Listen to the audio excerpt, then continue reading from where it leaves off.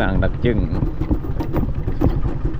สบายดีพี่น้องเบิร์ดสู่กูสู่คนเด้อครับฝั่งลาวฝั่งไทยวันนี้มีโอกาสได้มาฮอดเมืองดักจึงเดือนหน้าวันเมืองดักจึงเคยอังเซกองพี่น้องจากอัตตปื้อเฮาก็มาไก่โอ้สมควรพี่น้องก็สิมาฮอดนี่พอดีทางเมืองนี่มีงานบุญเนาะแข่งเพื่อถือว่าครั้งแรกในชีวิตของบุญเงินที่สิมาเบิ่งมาชมงานบุญแข่งเพื่ออยู่เมืองดักจึงทางเขตนี่พี่น้องครั้งแรกในชีวิตที่สิมาเนาะบ่เคยมาจักเทื่อโอ้โหว่ามันเป็นแนวใดได้ยินแต่คำเขาลือเขาเอาว่าม่วนปกติอากาศจะหนาวแห้งอันนี้ปกแบบทั้งบ้านเฮาบ่หนาวปานใดพี่น้องเลยรู้สึกว่าธรรมดาเลย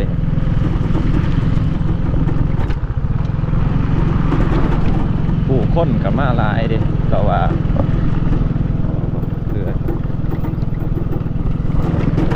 แต่ว่าเฮาก็มาครั้งแรกบ่ฮู้ว่ามันสิเป็นแนวใด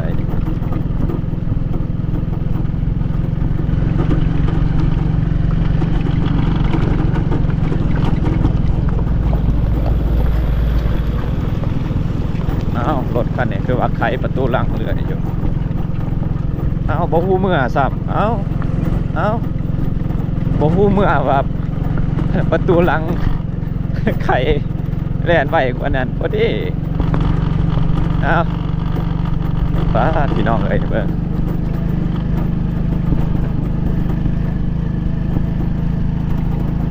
แต่ว่าแล่นไวกว่านั้นอยู่บนมันสิบ่ฮู้เมื่อมันสิเหี้ยคักได้ปานใดตูหลังเพื่อน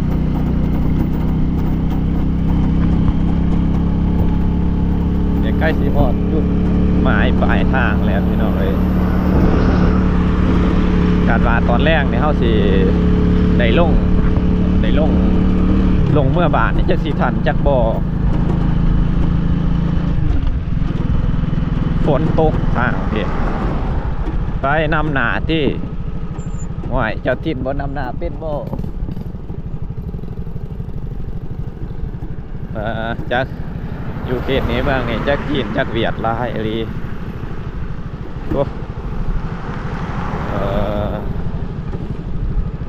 ผู้คนน่าจะเที่ยวลายเด้ตลาดนัดมาเต็มจักแล้วตาเบิ่งก่อนรอเบิ่งก่อนพูดแล้วน่าจะอยู่ฝุ่นเขาฝากรถ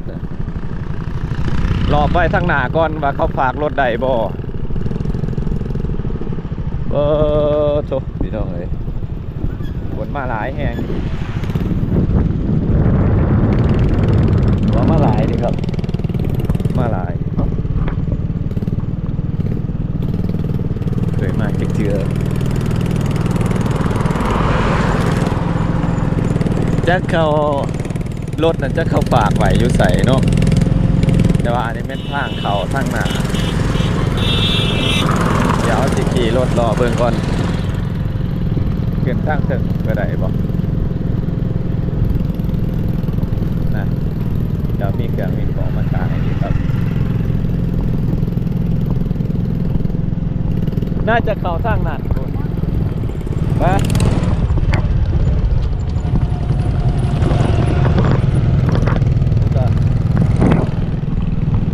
หาหมองฝากรถก่อน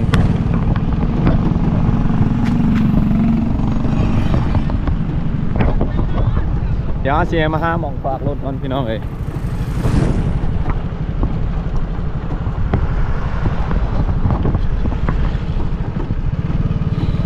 เคยมาจากเถื่อเนี่ยกำลังเถื่อเนี่ยแหละบ่ฮู้ว่าหมองฝากรถเขาจะฝากรถอยู่ทางใด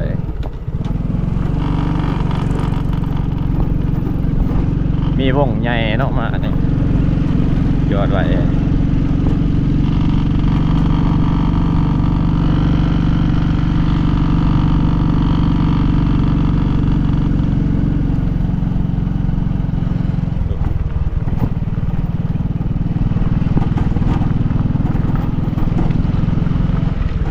เรือลงอะไร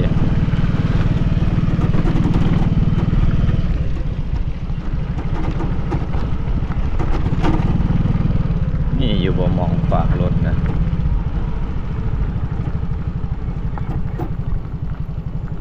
เปิดก็ฝากบอกเลยว่า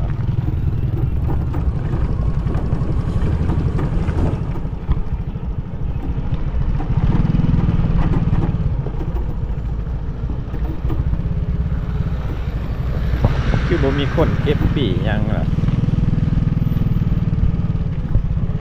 วัดที่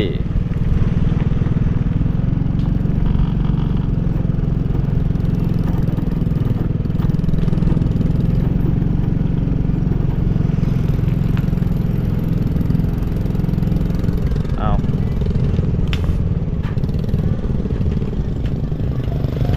เขาบ่ได้เก็บปีบ่อยู่นี่โอ้ฮะ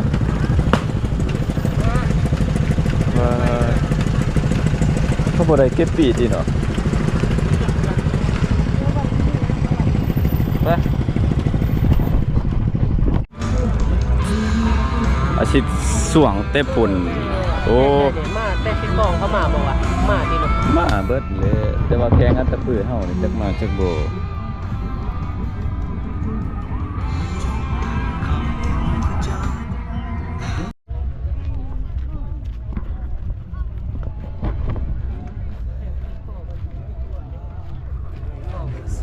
เจ้าหันจะว่าคอยบ่ใส่จังสี่บ่เนาะมันสิดีกว่าเนาะ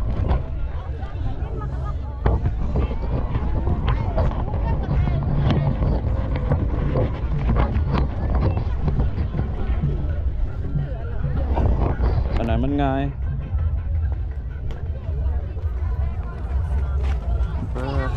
เสียงเป็นสุ่มเลยเก็บภาพก่อน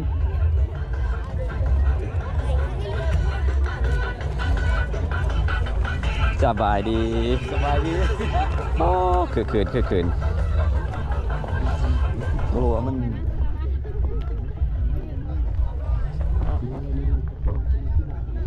ปลาทองคำเห็นบ่พาเลาะตลาดนัดเด้บัดนี้เบิด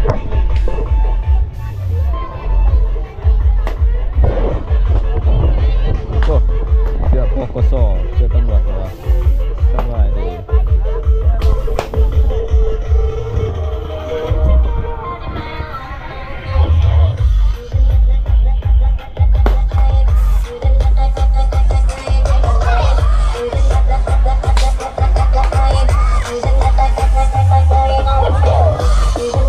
คือช่าง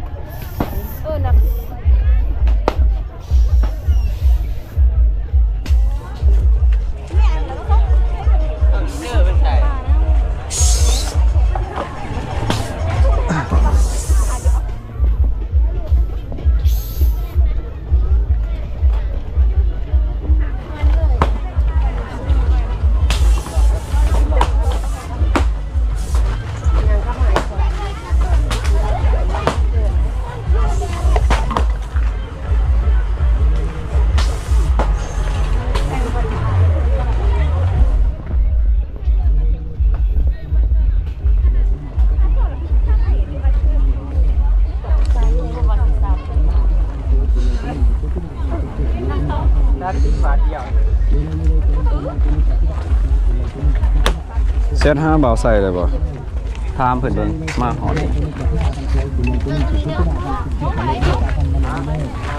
มอนอาจจะได้มีปากกานะไข่หันดูหันเอง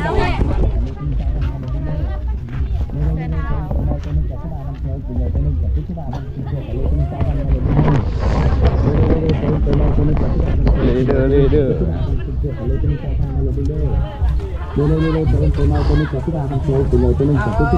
คนถ่ายเลยเนี่ยคึกเลยเห็นมันก็ขึ้นอยู่บ่สีแดงขึ้นบ่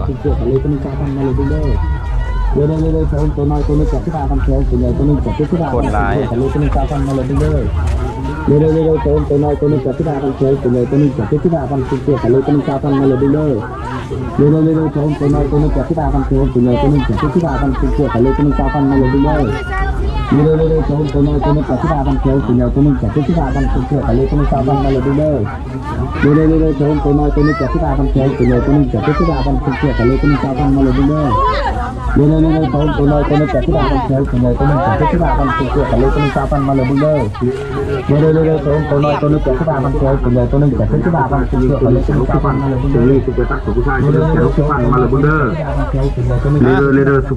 เขาอัดเสียงไว้ เกี่ยวกับยาผู้ชายผู้หญิงตัวหนึ่งแก่น้องที่ปันตัวนี้ตัวเป็นตักผู้ชายตัวนี้แก่น้องที่ปันมาเลยบุญเด้อ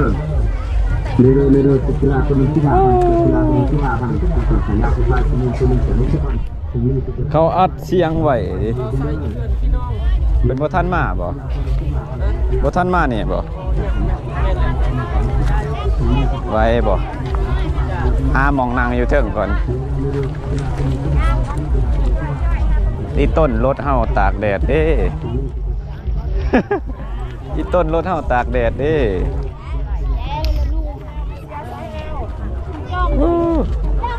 ขึ้นไปก่อนขึ้นไปก่อน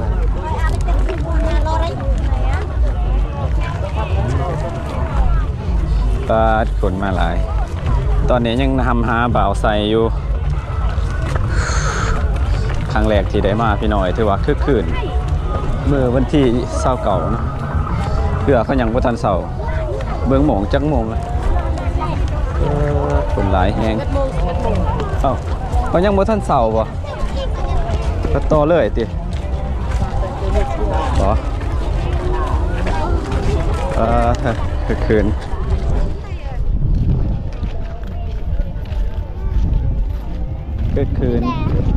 คนมาหลาย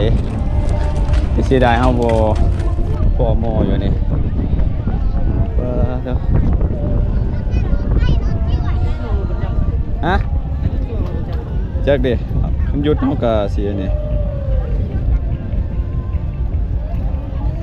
เก็บภาพก่อนฮะอยู่เทิงพุ่นบ่จักหน่อยจ้ะจักหน่อยก่อนเป็นมาหลายแหงครั้งแรกที่ได้มาทางเมืองดักจึงตอนนี้ยังทาบ่าวใส่อยู่สบายดีขึ้นไปถึงคนบ่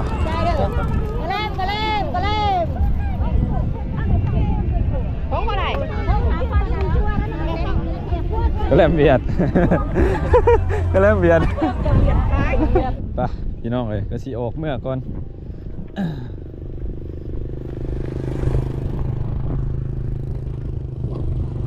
เพราะว่าเดือดก็หอนแห้งสิออกเมื่อก่อนข่าวนี่ได้มาเลยพี่น้องเลยเพื่อเขาขึ้นเบิดเลยทีแรกว่าเมืองดักจึงเดือนหนาวบ่ได้แท้หอนแห้ง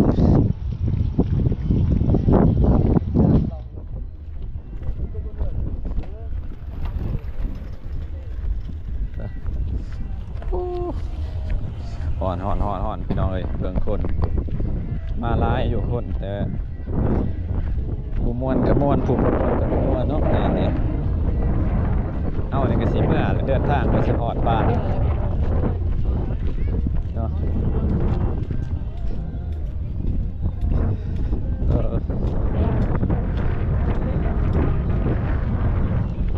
เพื่อขึ้นออกเมื่อ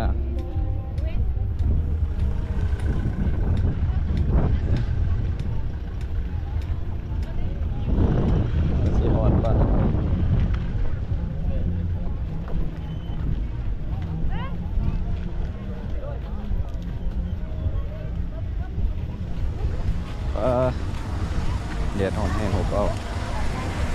ราคาแม่ลงสอง ราคาแม่มีหักเสียกัน บ่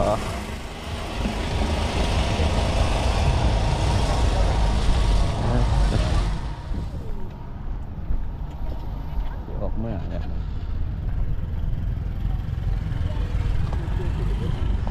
ป่ารถเฮาตากแดดไปนี่บ่จื้อรถจากคลองแล้วบัดนี้อะไรไปใหญ่เพิ่นไปซะมันหลายเด้นี่ยังอาหารนี่สั่งอีกบ่เอาเมื่อรถนะบ่เดี๋ยวเมีย รถล่างตับ บ่เป็นหยังดอกบ่ต้องบ่น้องเมียนโลดเอาเมื่อโลด